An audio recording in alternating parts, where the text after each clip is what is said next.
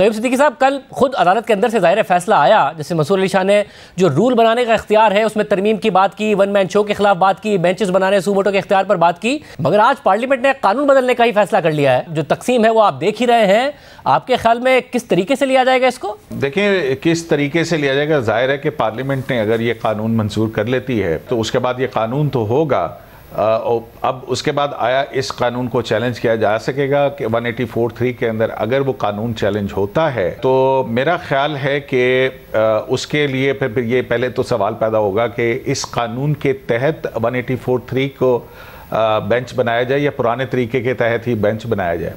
लेकिन ओवरऑल जो sense of the supreme court जजेस है उसमें मेजॉरिटी ऑफ द जजेस, जिनमें ज़्यादातर वो जज साहबान जो कि चीफ जस्टिस बनने, उसमें जो मेजॉरिटी ऑफ चीफ जस्टिस की लॉट है आइंदा आने वाले दिनों के अंदर, मासवाए 1-2 जज साहबान के, वो जो है उनके लिए मेरे ख्याल में ये उनकी देरीना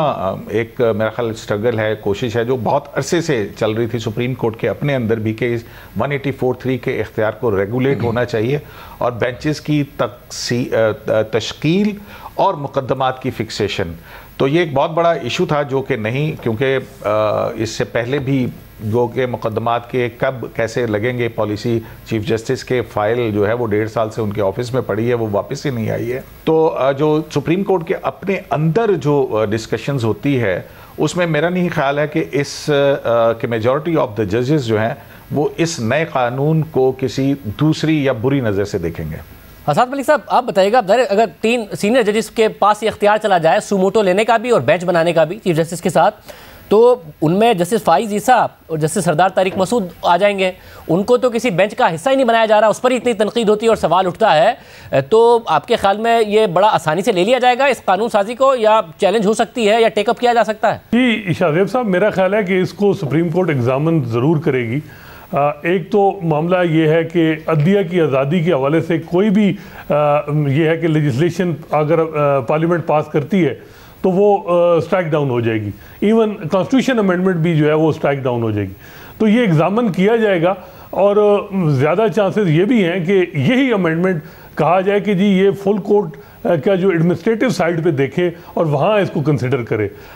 गो के इस वक्त जो जजेस हैं वो ये उनका ख्याल है कि जी ये जो चीफ जस्टिस के इख्तियारात हैं इनको रेगुलेट किया जाए, लेकिन मेजॉरिटी जजेस वो ये भी समझते हैं कि जी पार्लियामेंट के बजाय सुप्रीम कोर्ट खुद ही करे। लेकिन हमने देखा कि कुछ जजेस हैं जो कहते हैं कि पार्लियामेंट का इख्तियार है, जब जजेस खुद ही अपने इख्तियारात को रेगुलेट नहीं करेंगे चीफ जस्टिस के इख्तियार को, तो फिर पार्लियामेंट कंपेल होकर करेगी। जैसा कि हमने देखा कि साबिक चीफ जस्टिस आसिफ सईद खोसा ने अपनी रिटायरमेंट से 2 हफ्ते पहले एक ड्राफ्ट जो है वो फुल कोर्ट में रखा था और इसी किस्म की तकरीबन उन्होंने अमेंडमेंट सजेस्ट की थी कि सो मोटो की जुरिडिक्शन को कैसे इस्तेमाल करना है। लेकिन उनके जो हमने देखा कि सक्सेसर थे साबिक चीफ जस्टिस गुलजार अहमद या मौजूदा चीफ जस्टिस, उन्होंने फुल कोर्ट की मीटिंग ही नहीं बुलाई। तो ये भी एक मामला उठेगा कि 3 साल जब आप फुल कोर्ट की मीटिंग नहीं बुलाएंगे तो फिर क्या करे पार्लियामेंट। फिर ये मामला भी है कि 1 साल में हमने देखा कि जो सीनियर पुनी जज जस्टिस काजी फाइसा या जस्टिस सरदार तारिक को आपने किसी भी political high profile sensitive case में नहीं बिठाया, तो उस पर भी सवाल उठेगा। और आगे भी हम देख रहे हैं कि अगले 4-5 साल में जो चीफ जस्टिस के साथ जो सीनियर पुनी जज है उनके नज़रियात में एक बड़ा फ़र्क है। तो बेहतर यही है कि मेरा ख्याल है कि इसमें ये जो कमेटी है इसमें रैशनल है और इसी को जो है वो इंडोर्स होना चाहिए। लेकिन ये हो सकता है कि मामला सुप्रीम कोर्ट जब ये इसको एग्जामिन करे तो वो ये कह सकती है कि जी ये पार्लियामेंट नहीं कर सकती, हम फुल कोर्ट में जाएंगे, उस वक्त वो ये मामला रखें। लेकिन ये आर्टिकल 191 के तहत जो है वो इख्तियार है पार्लियामेंट के पास कि वो इस किस्म की लेजिस्लेशन कर सकती है और इसमें कोई अदलिया की आज़ादी सलब नहीं हुई है। और इसमें बल्कि ये है कि हमने देखा कि जो साबिक चीफ जस्टिस साहबान ने जिस तरीके से सो मोटो जुरिडिक्शन को इस्तेमाल किया, उन्होंने पाकिस्तान की पॉलिटिक्स को शेप दी। चाहे हम साबिक चीफ जस्टिस इफ्तिखार मोहम्मद चौधरी देखें, चाहे साबिक चीफ जस्टिस साकिब निसार देखें, चाहे वो गुलजार अहमद साहब ने 184(3) के तहत कराची में जो कुछ एनक्रोचमेंट ड्राइव शुरू की, तो ये भी होता है कि जब चीफ जस्टिस चेंज होता है तो अगला चीफ जस्टिस उसकी ओनरशिप नहीं लेता। तो मेरा ख्याल है कि ये बड़े अच्छा ये कमेटी बनाने वाला मामला हम तो ये देख रहे हैं कि ये बड़ी जरूरत है, क्योंकि हमने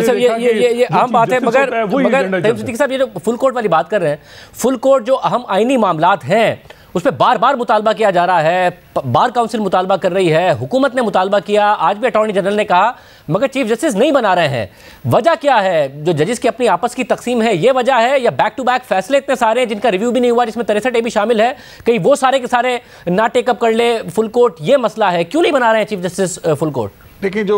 63A के फैसले हैं, 63A का फैसला है, तो उस पर अगर देखा जाए तो रिव्यू ही होगा ना, तो रिव्यू वही बेंच सुनेगा जिस बेंच ने जो है वो फैसला दिया है। अब वो उसका ना लगना एक और अमर है। जाहिर है कि ये चीफ जस्टिस का एक इख्तियार है कि वो कब मुकदमा फिक्स करता है। अब इसमें जो नई तरमीम आई हैं उसमें मुकदमात की फिक्सेशन के हवाले से भी एक बड़ी अहम जो है वो तरमीम आई है, और वो ये है कि अगर कोई अर्जेंट नौयत का मामला है, वो अर्जेंट नौयत की दरख्वास्त, क्योंकि उसके ऊपर फैसला चीफ जस्टिस ने ही करना होता है कि वो फौरी तौर पर समाअत के लिए मुकर्रर हो या ना हो। अब उसके लिए एक टाइम फ्रेम मुकर्रर कर दिया गया है कि अर्जेंट केस की समाअत की दरख्वास्त जब आए तो वो 14 दिन के अंदर वो मुकदमा फिक्स होना चाहिए। तो उससे ये एक जो ये डॉक्ट्रिन ऑफ मिसिंग केसेस जो है उसको भी जो है वो संभालने की या उसको देखने की एक पार्लियामेंट की तरफ से एक तजवीज़ आई, और जो कि एक अच्छी तजवीज़ है, क्योंकि कई मुकदमात जो हैं वो बड़े बड़े इन्फ्रक्चर्स हो जाते हैं। जैसे कि अभी जनरल परवेज़ मुशर्रफ का जो हाई ट्रीजन का केस है उसके खिलाफ अपीलें, और जनरल परवेज़ मुशर्रफ की भी अपील यहाँ पे मौजूद थी, और वो कई साल गुजर गए और वो नहीं टेकअप हुआ। वो मामला कहाँ गया, किधर गया? इसी तरह से 63A के ऊपर रिव्यू का मामला है, वो भी चीफ जस्टिस का इख्तियार है, वो लगाते हैं नहीं लगाते हैं, तो उसको भी जो है वो सोचने की कोशिश की गई। जहां पर दूसरी तरफ ये जो है कि कॉलेजियम या कमेटी ऑफ जजेस की बात की गई है कि 184(3) का जो इख्तियार है उसके हवाले से और मुकदमात की फिक्सेशन के हवाले से कि वो बेंचेस कैसे बनेंगे, तो यही वो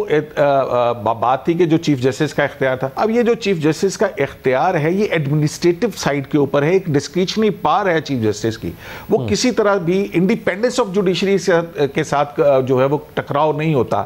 तो ये कानून साजी, मेरा नहीं ख्याल है कि ये कोई शायद बाकी तो जगह फुल कोर्ट नहीं बना, अगर ये मुकदमा चैलेंज होता है तो इसके ऊपर शायद फुल कोर्ट जो है वो बन सकता है। और फुल कोर्ट ना बनाने की वजह जो है वो जाहिर है कि ये एक सेटल्ड प्रिंसिपल तो है कि लिटिगेंट की ख्वाहिश के ऊपर बेंच ना बन सकता है, ना ये भी असूल है कि जज कौन सा मुकदमा खुद कहे कि मेरे सामने लगाया जाए सुनने के लिए, ना ये जज का इख्तियार ना ये लिटिगेंट का इख्तियार है। तो वो सर्टन नौयत के मामलात हैं, तो उसके ऊपर जो है वो राय, क्योंकि फुल कोर्ट बनाने के हवाले से चीफ जस्टिस ने ही फैसला करना है। अब ये फैसला जो है वो 3 जज साहिबान जो हैं वो देखेंगे कि पब्लिक इंपॉर्टेंस का मामला ये बनता है तो किस हद तक बनता है, और फिर इसको देखने के लिए कितना बड़ा बेंच होना चाहिए। असद, आप बताइएगा फुल कोर्ट क्या वजह होगी जब बार काउंसिल, सीनियर वकला सब कह रहे हैं कि जी मामला इतने सारे आ गए हैं कि फुल कोर्ट के जरिए इस मामले को एड्रेस किया जाए, कॉन्स्टिट्यूशनल क्राइसिस मुल्क में पैदा हो गया है, क्यों नहीं बना रहे हैं चीफ जस्टिस? ये शादिब जो सवाल है ये हम आपस में भी साफ़ी करते हैं कि क्या वजह है कि क्यों चीफ जस्टिस इस मामले में रिलक्टेंट हैं। हालांकि मेरे ख्याल में तो अगर फुल कोर्ट बने तो चीफ जस्टिस अभी भी 1-2 जजेस में जो नजरियाती डिवाइड है उसमें भी देखा जाए तो वो मेजॉरिटी में होंगे।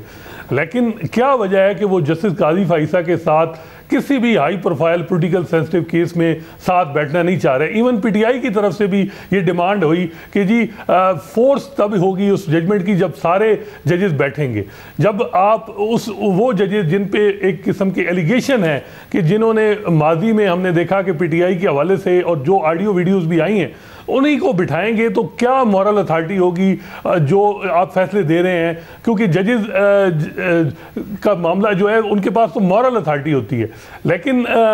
जो हमने देखा कि वो जब भी कोई बात हुई उसको उन्होंने कहा कि हम बाद में कंसिडर करेंगे, चाहे दोस्त मदारी के हवाले से जब रूलिंग उनकी डिप्टी स्पीकर की रूलिंग पे भी आया मामला तो उन्होंने कहा जी फुल कोर्ट नहीं बनेगा। अब तो बहुत से लोग ये समझ रहे थे कि जी अब तो फुल कोर्ट बनेगा, लेकिन नहीं बनाया गया। मेरा ख्याल है कि उसकी वजह यही है कि जी उन चीफ जस्टिस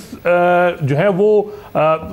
जो उनके साथ कंफर्ट फील करते हैं जिन जजेस के साथ, उन्हीं को मेजॉरिटी जो है वो उन्हीं के साथ बैठते हैं। यही चीज़ हमने जो है इफ्तिखार मोहम्मद चौधरी से लेके अभी तक देखी है कि जो जजेस जो जिनके साथ चीफ जस्टिस की अमायंगी ज़हनी अमायंगी होती है उन्हीं को हाई प्रोफाइल पोलिटिकल केसेस में बिठाया जाता है। अब और ये जो है अब सवालात ज़्यादा उठ रहे हैं, लेकिन उसका जवाब अभी तक नहीं आ रहा कि क्यों नहीं, जो है वो उसकी वजह क्या है।